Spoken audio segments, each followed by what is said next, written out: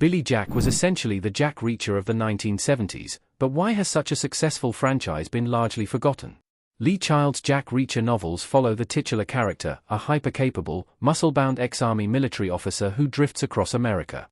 While he just wants to be left alone, he usually gets pulled into some crisis.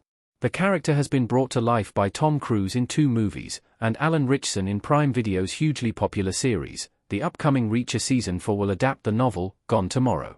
Child himself has cited a few big influences on Reacher, including Sherlock Holmes and the mysterious drifter archetype in general. One figure Child hasn't mentioned is Billy Jack, the half-Native American, ex-Green Beret with a strong hatred of bullies and racists. While modern audiences might be unfamiliar with either the character, played by creator Tom Laughlin, or the series, Billy Jack was a legitimate phenomenon during the 1970s. Billy Jack was the Jack Reacher of the 1970s. On the surface, Billy Jack and Jack Reacher share much in common. They're both stoic and terse with words, they prefer to avoid violence but are experts at dishing it out, and they both have military backgrounds. There are some key differences, though. Reacher is a drifter committed to having no commitments, and while not exactly a comedian, he can crack a joke occasionally.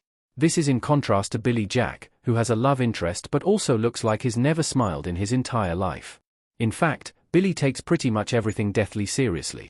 What really links the pair is their strong moral compass. Both Jacks keep their emotions close to the vest, but when they come across injustice, they almost can't stop themselves from intervening.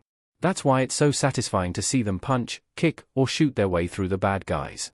This is a bit of a contradiction in Billy Jack's case, since the movies themselves are largely preaching pacifism. The Billy Jack movies were huge during the 1970s. Billy Jack appeared in 4 movies. He was introduced in the exploitation biker movie The Born Losers in 1967, where he takes on a vicious biker gang terrorizing a town. The film was a shock hit, and Laughlin made 3 sequels, 1971's Billy Jack, The Trial of Billy Jack, 1974, and 1977's Billy Jack Goes to Washington. Billy Jack itself is a very unlikely blockbuster. It's a movie about a badass martial artist taking on corruption and racism, but it's also a film with extended scenes of children singing anti-war songs, or a town council meeting arguing with the students of a new age school. There are even extended scenes of an improved group just riffing on different scene ideas. It's a film very much plugged into the hippie movement, too, but for whatever reason, the main character just clicked with audiences in 1971. Reviews were mixed, but Billy Jack grossed a staggering $98 million, via the numbers, making it the biggest movie of 1971. This is all the more impressive considering it had a budget of only $800,000 and was released independently by Laughlin, after distributors like Warner Brothers dropped out. For context, Billy Jack beat out films like The French Connection, the James Bond sequel Diamonds Are Forever, and Dirty Harry. A follow-up was inevitable, and Laughlin soon returned with The Trial of Billy Jack. This near 3-hour epic picks up right where the original left off. Laughlin leaned into the politics and moral messaging even harder for the sequel too.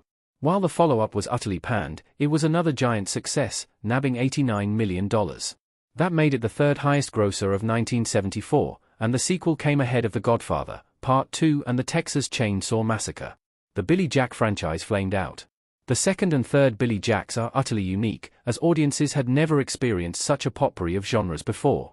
However, Laughlin wasn't able to keep the momentum going with the final entry, Billy Jack Goes to Washington.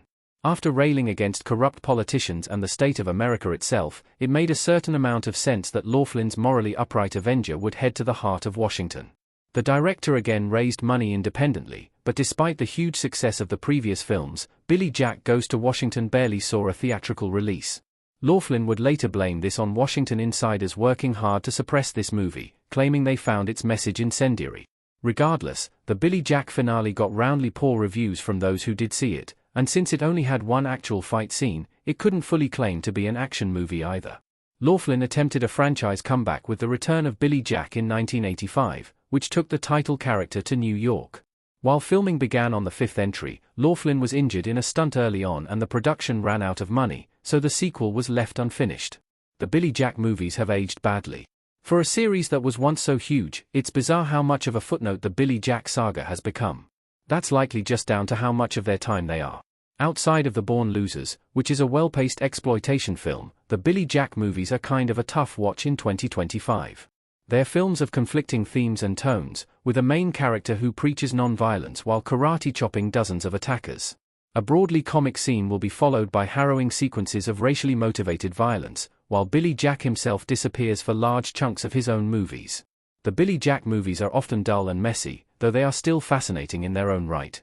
Laughlin firmly believed in the messages he was infusing these films with, and while they can be unbearably earnest and didactic, he still commits to his vision.